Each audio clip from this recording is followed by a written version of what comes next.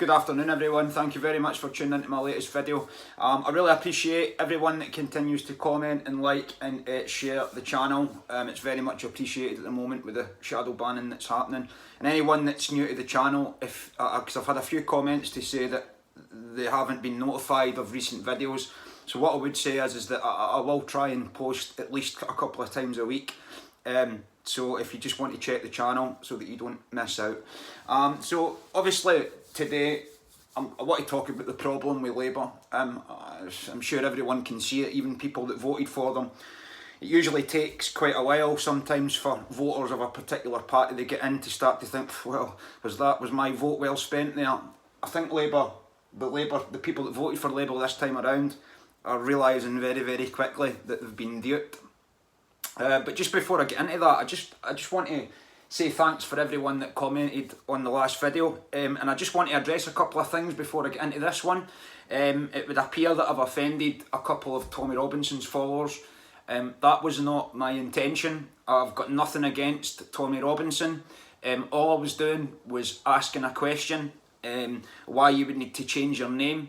And the point I was trying to convey to you was that when people had said for me to do that, I'd basically said, well, no, because it means that if they then find out that you have changed your name and then they start digging up dirt on your real name, it's open to interpretation and they can use it against you, and the liberal left will use it against you, regardless of any reasons being legitimate or not. So all I was trying to do was, and perhaps I didn't do a very good job at articulating that to you, that I was just trying to say that's why I didn't do it, because people would then say, well, oh, things that you done when you were younger, that you were trying to mislead us there because you've changed your name. Give them absolutely no excuse. And I do apologise, I do go off on things and I forget that's what the initial point is, but that's what the point was. I've got nothing against the guy. I would disagree with him on pretty much quite a lot of what he would say. I would disagree with him on a lot, but that doesn't mean to say that I want to see him cancelled or anything like that, because I mean, I'll disagree with what he says, but I'll fight for his right to say it, and that's the way we kind of need to look at it.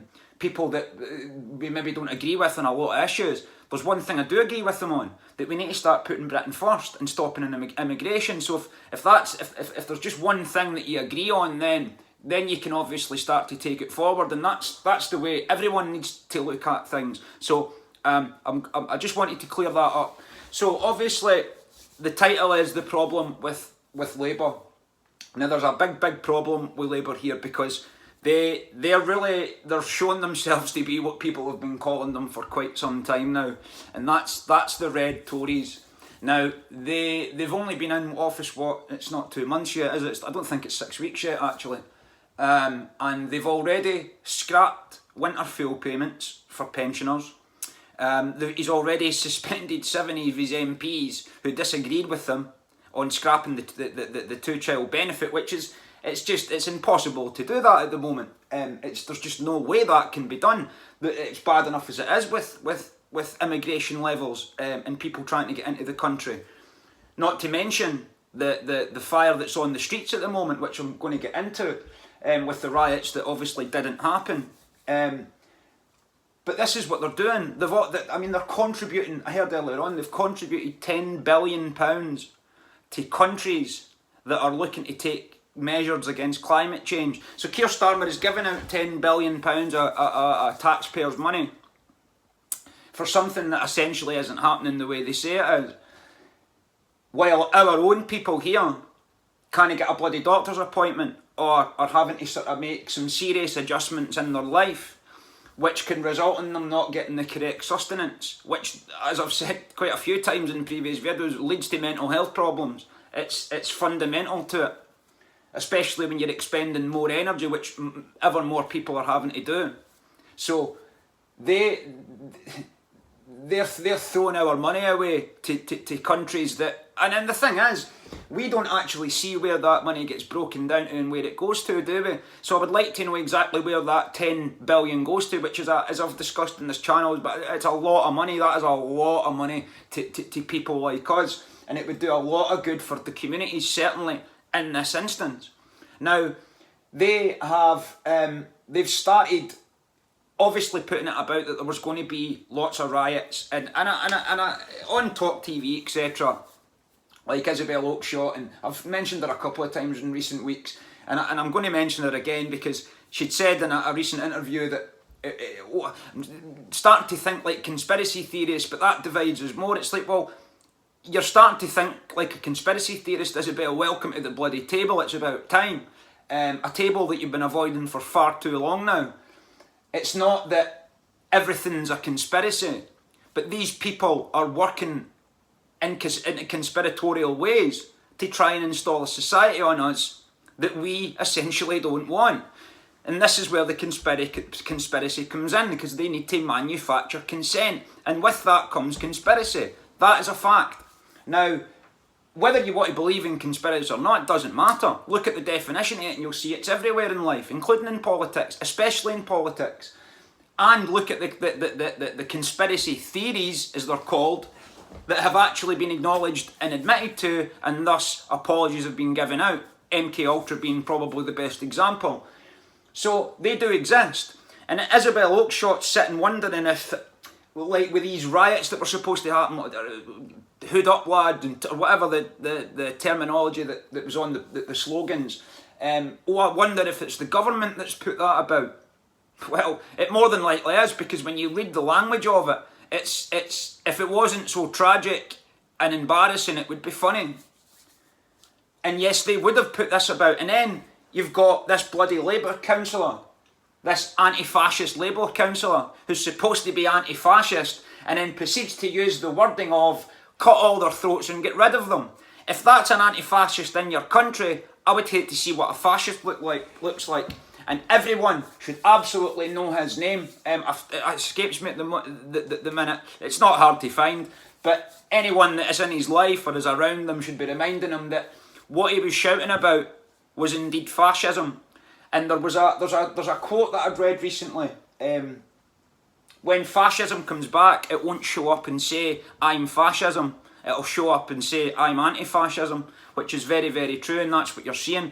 Now, they're also saying that people's voices are not being heard, and you've got people out on the streets who are holding up refugees, welcome here, free Palestine, who...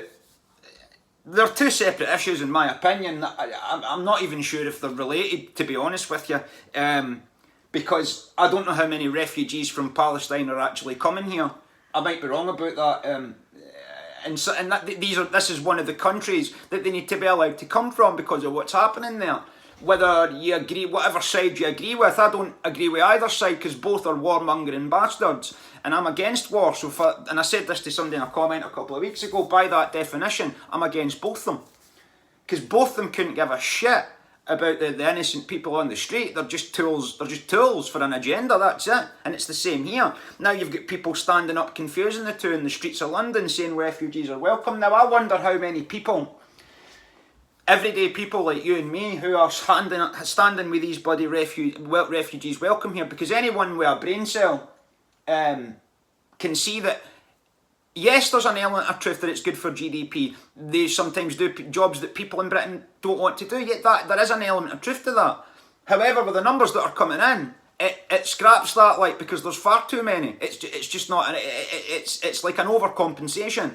Counterproductive, if you like. Well, it is counterproductive, I'm sure you'll all agree. And the vast majority of people are concerned about this. Look at that lady in Leeds who was she was like a surrogate grandmother in her community, and she got treated like a right-wing fascist. And they're just treating anyone like a right-wing fascist, because if you're not with them, you're against them. That was George Bush said that after 9/11. If you're not with us, you're against us. In other words, if you believe there's an alternative here, you're a problem and you're a domestic terrorist. Theresa May, when she was Home Secretary in 2016, had said that anyone that believed that the story of 9/11 was an inside job was a right-wing extremist. It's not even a secret anymore that that was an inside job. You could read for 2 hours on the stuff that's came out, and you'll see that it was an inside job. It's not even a bloody secret anymore. And Israel have got a lot to do with that as well.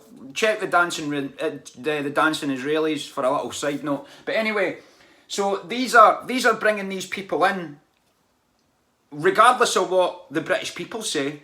And again, if you don't do what you're told, you're going to get chucked in a cell. And as I've said before, I mean, it is just a matter of time. There's Muslim gangs are supposed to be tooling up on the streets and all the rest of it, and I just don't see how violence can help this. But if someone starts attacking you, how can you help but use violence? You need to defend yourself. Everyone's got a right to do that. But this is all adding to the melting pot, and Labour they're stirring this up. Look at what they're doing to people. They are absolutely stirring it up. There's no doubt about it. And that is a bit low shot. It says, oh, it's looking like the government have paid these people, or these are government groups that have done this. Absolutely, I wouldn't disagree with that, because even though you might not be into conspiracy, there's a lot of just normal people who just want to enjoy their lives. They're starting to say, well, hold on a second here, something's not quite right. And the vast majority of people are thinking like that in this country. So that's why they would need to sort of instigate or pay their own groups to do so. And like I say, that Labour councillor's an absolute disgrace, and he's a perfect example of a left-wing ideologue. He really does sum it up, screaming about anti-fascist when he's actually talking about fascism. I mean, it sums it up perfectly. But the problem is, because Labour they're not doing anything about this. In fact, they're taking measures to advertise for more people to come here, which is why these bloody banners are in the street, refugees welcome here. Because if you look at the news and if you're somebody coming from another country, and you say, well, the country I'm going to, the people are not very, I would be sort of looking at that and thinking, well, maybe it's not such a good time to come here. But they're still coming here, and I know things are difficult, I get that, and we can't be angry at them for that. It's not fair. Like I said in the last video, we need to point our anger in the right direction, and people are starting to do that now because they're starting to see it for what it is. And like I say, I mean, when Labour, Keir Starmer, he's following an agenda. He doesn't care. I mean, he's literally standing up on a podium and he's reading a script out, and it's the same script. Right-wing terrorism, left-wing goody-goodies, right-wing thugs, left-wing decents. That's basically what it is. It's black and white, and it's in the Goebbels book of propaganda. When you're dealing with that type of thing, you need to keep it. You need to keep it so that everyone can understand it. They're the good guys and they're the bad guys. Black and white, no shades of grey. Because this is what divides people. They're very, very simple techniques, but they've been very, very effective. And in advertising, the more people that come in, it only increases the bloody boil on the pot. Now, what I mean by that is they're going to start dispersing people between the UK. So, taking them out of hotels and putting them into private lets and social housing, which is going to take up our housing for British citizens.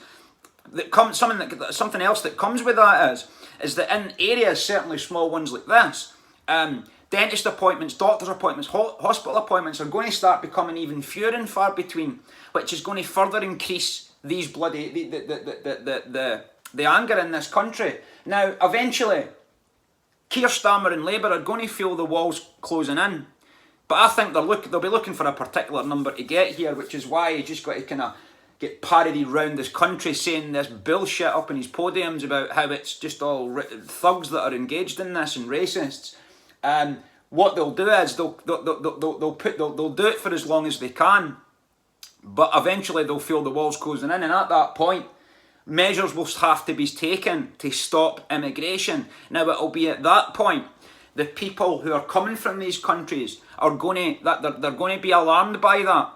And that is going to increase asylum. And because they're going to say, well, we're going to have to try and get into this bloody country before they do, or before they close it down. And it's at that point, it'll be chaos. It will be absolute chaos. But that's what they want. And they're stirring this pot every day. I mean, I'm lost for words some days. I genuinely am lost for words some days when you hear about some of the money that's getting spent and these UK riots that were supposed to be, I mean, how much did it cost just to put that around? That these UK riots that were supposed to, everybody's on, what is the key emotion that people are holding around all of this? It's fear. Yes, there's anger, but the anger's coming from, because people are scared. They're scared of people coming into their country and taking over. They're scared of the government that's looking after people that's never contributed to this system before people that have contributed to it for 60 years. Now, the money that's getting saved from that, like I say, I mean, 10 billion on a bloody to people to other countries, and climate change is it's a disgrace. It's an absolute disgrace, because it's not happening. It is not happening. And when you take the winter fuel away from pensioners, right? When I done that job at the DWP, it was obviously difficult, because people were calling up and they needed energy. Now, at that time, they were getting that free £66 per month.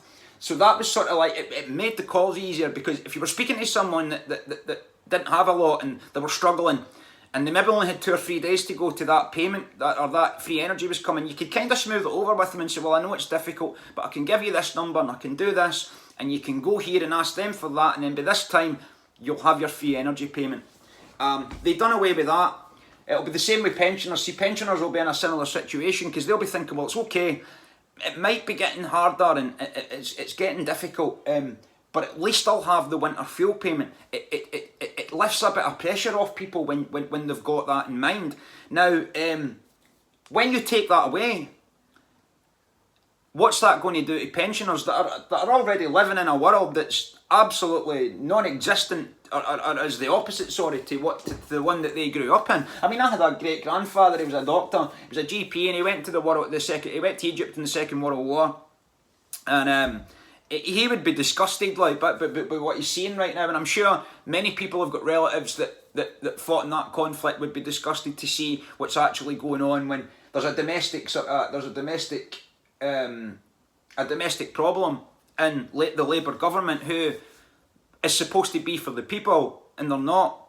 Well, they're not anymore. It changed with Tony Blair. I mean, he did start the immigration, or the current wave of immigration anyway. It all began in the 1990s, and then it's like, it's just, everything just seems to be the opposite to what it was then, and it's no wonder people of a sort of older age, they don't want to face it. And that's what I was going to say before. These people, if there are people out on the streets that are saying, well, refugees welcome here, then I'm sorry, but you are not paying attention to the problem. It's because there is a problem. There's absolutely no doubt about it. And if you don't face that problem, it's just going to keep getting worse and worse and worse and worse. Now, this is the thing, like, see, I think the world's probably always been mad. Well, it has always been mad, it's just that we didn't really notice it before. Now we are starting to wake up more, and it is in our face, because it was always going to be, sorry, I've lost my train of thought there. Yeah, it was always going to be that way. But back to the problem with Labour, there's another issue we've got with Labour, the Shamina Begum issue.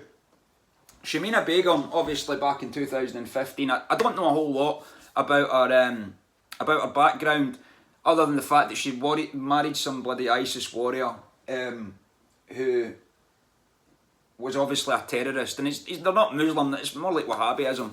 And she left, and I heard them saying that when she was sort of younger than that, she went to these camps, and she'd condoned this, and she'd overseen that, and it's like, well, even if she did have if she'd sort of had an alternative opinion to what they were doing, she wouldn't have been able to voice it. That's beside the point at the moment. I mean, I'm not defending her, but if you're sort of held to account for everything you've done for when you were 15, I fear none of us would get very far. Like, but at the moment, she is trying to get back into the country, and because the British, whatever British court is, it's dealing with it. They've basically said, look, you've used enough of taxpayers' money, and that's it. You're not coming back to this country, and it's been rejected. But what our lawyers have done, they've taken it to the European Court, where Keir Starmer made his name, and they are going to overrule that. and she's more than likely going to be allowed to come back to this country. Now, what that'll do is, that is going to increase even more anger to add to this, because people thought she was done and dusted, and obviously she's not. It's looking like she's... I mean, you can't say for certain she was, but more than likely, looking at what Keir Starmer done, he's the woke Prime Minister. He's all about rights for immigrants and minorities and all the rest of it. That's the banner he's holding up. So he will have to say yes to it. So I would say that she's probably going to come back. And people will just get even more angry about that. I'm not saying they'll take to the streets about it. I know it's not actually... If it was just that on its own, I don't think that many people would be that. But, I mean, it did cause a bit of a stir at the time, like. But there's obviously more issues that need to be addressed here. But that's the thing, like, when you think at the level of anger that we're at just now, and people have had enough.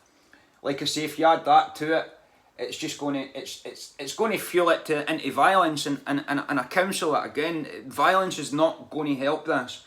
Going out and sort of acting like a thug and throwing things, and you're not showing yourself to be a good person. You're showing yourself to be someone that's impulsive, that doesn't think about things, and that's willing to sort of show the same violence that these people want to show to us. Which we can't do that. The worst thing that could happen is that these Muslim gangs and British people start fighting off in the streets with machetes and stuff, because we're known for knife crime in Britain. It's terrible. It's not as bad in Scotland as it used to be, like, but it is still quite bad. It is in London as well, and places like that. So we don't need any more of that. We don't need any more violence, and a lot of violence comes from the fact the way the world's set up, because people don't get that everyone's different, and some people feel that they deserve more, and they can't get it, so they end up turning to crime, and they don't want... That comes from wanting to put the work in, of course. If you don't want to put the work into something, you want easy money or whatever, then that's what you'll do. But this is where it all comes from. But voting for these bloody politicians like Starmer, who are, and as I said at the start of the video, like, I mean, there'll be a few people that will have realised very, very quickly that Keir Starmer's not what he said he was. And this is the thing, though. I've not really got much sympathy for these people, because they had to have known that was coming. This is what politicians do. It's what they've always bloody done. So I mean, it's hardly surprising, is it? Let's be honest with ourselves here. So the fact that they can't turn around and say, well, you've duped me, because this is how it's done. They stand on the podium, they tell you what you want to hear, and then they bloody flip it round and they turn it back round on you. Or they say, this has to be done, that has to be, we need to save money here, we need to save money there. But there you go. That's the problem with Labour. They've become the Tories. The red Tories, in fact, they're at least the Tories, like with Maggie Thatcher and that, like if you were a yuppie or whatever, or they did have a bit of success with it in the economic sort of scale, like. But this is communism and Marxism, whatever you want to call it. And they talk about like the right with Hitler and stuff like that, but then you've got Stalin, who was on the left, and he killed more people than Hitler. Well, more of his own people anyway. But yet he was part of the Allies, and then they went to wars. It's all in that paperclip video. So this is why, and this is what I was wanting to say as well. I know people get upset, like if I put a video like that out, like the paperclip one, because with the current events that's happening. But I think it's very important, because, and this is how I'm going to do this channel moving forward. I'll do a video or two a week on current events, and then I'm going to do like a video on historical things that I think that people need to know about, because once you start understanding history, which is his story, and then you break that down, it's his story, and this way you need to understand words. His story, which is always written by the winner, and we need to bear that in mind. But if you don't learn from history, what do you think you're going to do? You're going to repeat it. And everybody talks about the Holocaust and, oh, we need to learn lessons. It's all been... We're not learning lessons for it, though. That's the thing. Because the same thing happened 4 years ago. It was the same techniques that were used. People getting segregated because they didn't want to wear a mask. But in the Second World War, it was stars. So it's like I say, it's just the same techniques, and that's why we need to know our history. We need to know the true history of this planet, the true history of ourselves. in the history of what these people have done, and that's the next video. It's done in the British Empire and how they contributed to the Opium Wars and how they stole things from countries like India and how they done it. These people are pure evil, and they're still here. They are still bloody here. They're still getting their king's speeches out. They're still interfering with their parliament. I know they say that, well, they don't have anything to do with democracy. They're just here for the tourists. It's a load of nonsense. If you've seen it a few years ago when she had to enter Parliament and they went up to the door and they knocked on it with the bloody cane, it was like a Freemasonic ritual. It made me feel sick. I was nauseous when I was watching it because it was like something from bloody evil times. And I thought, when are we going to move on for this stuff? And it doesn't appear to be sort of leaving us any time soon, because there's still far too many people out there that read about the bloody royals and think that they're just there for tourism, and it's not true. But Keir Starmer, these guys work with these people, and he's a sir as well, and I've said it before, it's so far removed from what the Labour Party's supposed to be. We need to start putting people into positions that make decisions, that know the consequences of those decisions. But I would say the man's heartless, and he is definitely a problem, there's no doubt about it. So perhaps, I don't know, but I think he's probably going to be the Prime Minister that kicks off this revolution in this country. And I don't want armed revolution or anything like that. That's not going to work. We need a revolution of consciousness, and that's to raise your own consciousness and connect in with your energy and find out who you really are. And I've said it before, once we do that, the answers will come out of it. The problems will solve themselves, because negative people have got a problem for every solution. But there's always a solution for a problem. But then when you take it to a negative person, they've got a problem with it, with the solution. So we need to start flipping that around and realising that we're not stupid. Like, the fact that if the last 10 years has taught me anything about myself, it's that we are not stupid. We've just been manipulated to believe that we're not quite as good as them, which is actually nonsense, because if it was the other way around and we were in charge, we wouldn't be able to do this. They're heartless, we're not, and that's why we need to turn the tables. And you'll not do it with armed revolution. It has to be with knowledge, and it starts with yourself. It starts with changing the tune inside, and once you've done that, the sky is truly the limit.